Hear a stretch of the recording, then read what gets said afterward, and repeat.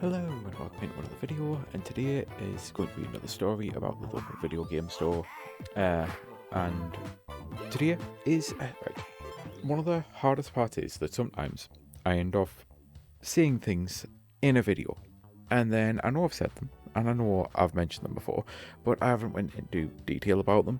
So I worry, am I actually kind of repeating things? And this one might technically be a repeat, but it's definitely something that I want to go further into depth with. On top of the fact that I will be mentioning a couple of different things, because the first one is just a sidebar of the biggest trade-in I ever did with this place was approximately 81 PlayStation 1 games on top of the actual PS1, as I was getting with the entire system to get a Game Boy Advance for my little brother and a couple of games, and it took them hours of going through everything, every disc, all of the fucking, make sure that all of the cables and everything worked, all of the systems worked, like all of the controllers, like everything like that. I had to go through and make sure it worked, which of course it did, because I do actually take care of my stuff. It is severely rare that a console breaks on me, and if it does break on me, it's usually a thing like a Red Ring of Death, which is not your fault, obviously, it's just the console itself. So my stuff would usually be in exceptional condition, to the point of that I've even traded in a Vita before, and when I traded that Vita in, the person who was grading it the entire time was just like clearly being really weird about things, and I'm like, what the hell's going on here? I don't understand. Like, it was a new person, but they were standing beside someone who I actually knew really well, and she gave me the final inspection and everything, gave me my trading value, and then I've realised why she was being so shifty. Because she wanted it. And she was trying to figure out if she could talk to the person who, at that point, had been kind of promoted to assistant manager, if she was breaking any rules by taking it. And it's just like, if you don't take it, I'm taking it. And I know there's at least 3 other people who want a Vita in that level of condition as well. This is one of those, you got lucky, you got the trade-in. All of this was in front of me. This entire conversation was in front of me, the customer. Because again, they knew I didn't care. They were able to freely have this conversation with me. I'm not going to turn around and go, well, I want more money because you pay me more. No. I knew how this worked. I trade in, I get the best trade-in value that they could possibly give me, and they always did try to go out their way, and then they use their staff discount and get it themselves. And this happened so many fucking times. It is genuinely comical. But anyway, like, the trading tangent aside, I have to now try to get back on track and remember what I actually wanted to fucking discuss here. And that is that when I used to go there, it wasn't just for trading stuff in, it was also quite often to return things. Yeah, they used to have the most generous return in the history of anything. Like, they really did have a no complaints refund system. And for someone who was like me, who was a kid unable to go to school due to a lot of health issues and trauma issues due to the almost dying as a kid, I had nothing but time on my hands, but I didn't have any money. They were so amazing with letting me do this, to the point of, I'm pretty sure it's not just me, there'll have been people doing this all up and down the country. It would be incredibly narcissistic to say that I was the only person doing this and that I was the reason, but I was definitely part of the reason. I can at least definitely claim that.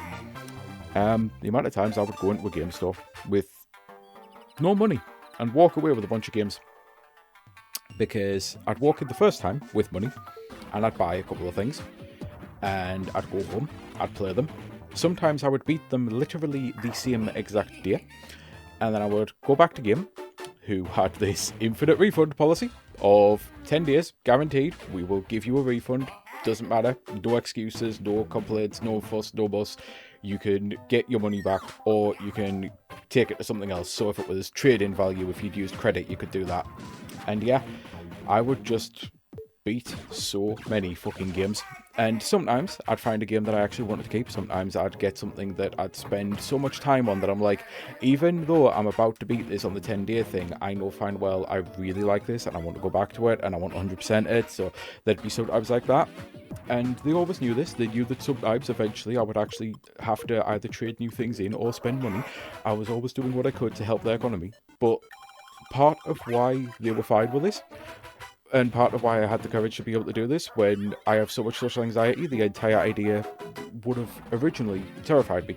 But they were always so amazing about it, because they knew that I had nothing but time. They understood that I wasn't at school. They kind of understood why I'd mentioned some of it, because you kind of have to when you're there during odd hours of the day, when you're supposed to be in school and that. And they were like, are you cutting? And no. So they didn't have a lot of time to play games. There's a reason I actually did get into doing reviews on YouTube, because I basically was a reviewer for the local fucking game stores. I'd go in, I'd play some stuff. If I returned it straight away, they'd be like, okay, so I'm assuming this one's bad, and it's like, it's not bad. Like, in this case, Pack Pix, or Pick Packs, whatever it was called, it was on the DS. It is still, to this day, one of my favourite little pieces of Nintendo DS software. I put it on, played it, loved absolutely every minute of it. It only lasts a couple of hours. It is so ridiculously short, and I actually told that to them, like, that this was, whether it's just like, I take it it's bad, because they were kind of had high hopes as well, and I'm like, no, it's amazing, but you have to use your 10-day refund yourself. And it's like, yeah, corporate's not really that big on us doing that. It's just like, well, can you, like, at least borrow the game from the store or something? That, like, it'll only take you a couple hours, you'll probably beat it on a fucking lunch break. It's just like, seriously? Like, yeah, it's the type of thing that if you go for everything, it'll take you maybe 2 lunch breaks, but it's not the longest game. It really isn't, but it's brilliant, and it's one of the most fun, unique things and ways to play Pac-Man that I've ever experienced. I really loved it. So it was always kind of the case of, what am I getting to review for you? Sometimes, like, I would always get what I wanted at the end of the day, but there are some times when a couple of the game guys were just talking, and it's like, oh, I was interested in this, and I'm like, well, guess that as well. Might as well.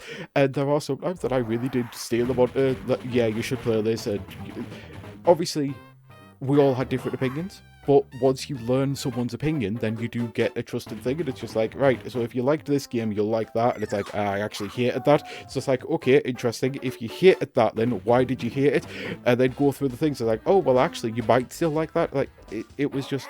It was great to have that camaraderie and to get recommendations from them as well. It was this own little social club of fucking trying to help each other out to figure out what best to actually bother buying or spending your money on anything. By the way, I don't know why I keep accidentally going back onto there. I wanted to move on to a different character. But I am almost kind of done with the video as well, because there's not much left I can actually say. It's just one of those things that I really wish this was still available to me. I know there are still stores open, but it's the fact that, again, I'm permanently housebound these days, so it's just something that I can't get. It's definitely something that I miss having. I was never a go to a pub and get drunk person, partially because of the amount of alcoholism in the family. I'm just not into alcohol at all. But I have been in pubs before, because that was still one of the only socialising things that happens, unfortunately, in this country. But going to the game store was my fucking pub. It really was. It was the place where I immediately felt at home, immediately was able to talk, get, like, probably spend more money than I actually expected going in, sometimes going miraculously not spending a single thing, and it was just really fucking cool. It was also especially nice that when you are trying to hunt for specific rare games, to be able to let people know and be like, listen, I understand you can't, like, go full favoritism or anything here, but I've been looking for this game for fucking ages now. Is there any chance that if a copy comes in, you could let me know and tell me so I can come down? And it's just like, yeah, like, we'll do that. So again, they couldn't really keep the product for me, but they'd put alerts out for me. I'd just randomly get a phone call on a day when I wasn't even planning on going to the store, hilariously, and it's just like, we've just got a copy of this in for you. I already know there's at least 2 people in the staff who actually want this game, but, you know, get here first. So their shift starts at like 5. It's just like, okay, their shift starts in 5 minutes. Not 5 minutes. Their shift starts... I'm trying to remember what the actual shifts were, because to be fair, their closing time was usually 6 p.m, so no one would start at 5. They had the morning shift, the afternoon shift must have been 1. Right, yes. So it would be a case of, rang on the lunch break, they're the guy who comes in at 1, can you get here before 1? And I've ran down there before, like, raced down there, skipping lunch at times, because I'm like, I can eat when I'm done, but I want this fucking game. And did I feel bad about the people at the game store that I was taking it from? No, because I can guarantee you they'd fucking get access to it way easier than me. That was part of the thing. This was why we did this. There were people that I just really got on with, and there's a couple who I was never really in around their shifts. So, yeah. Anyway, I think the rambling is finally over, so I'm going to say it. Until next time, if you have any stories like this, again, I know I seriously do struggle to ever check comments. It's just something that I've accepted now. I'll probably never get around to doing again.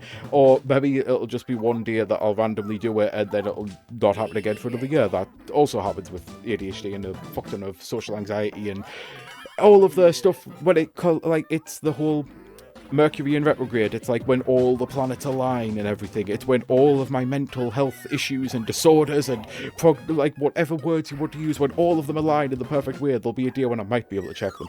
But either way, as long as there's still a community of other people doing this, then at least you're not doing it yourself. So if there's any stores that you used to frequent, that you used to be able to actually go to, that you used to know the people on a first name fucking basis, that you used to be able to play with them on Xbox Live and PlayStation Network or whatever else, please feel free to share your stories below, because it is the sort of thing that I do think people will find interested, especially now that this doesn't really happen for a lot of people these days. There's a reason that there are people trying to find, like millennials especially, trying to get to local retro shops and that and try to build that community. There's a reason there's YouTubers actually pushing content like this, because it is something that a lot of people seem to be missing and wanting to get back to. So if you haven't already started that, and you actually are able to, do so, because it's also supporting a local business, which is good. Right, anyway, until next time, I've been Sky Fellowship. Truly do hope you have a great rest of your day. Bye!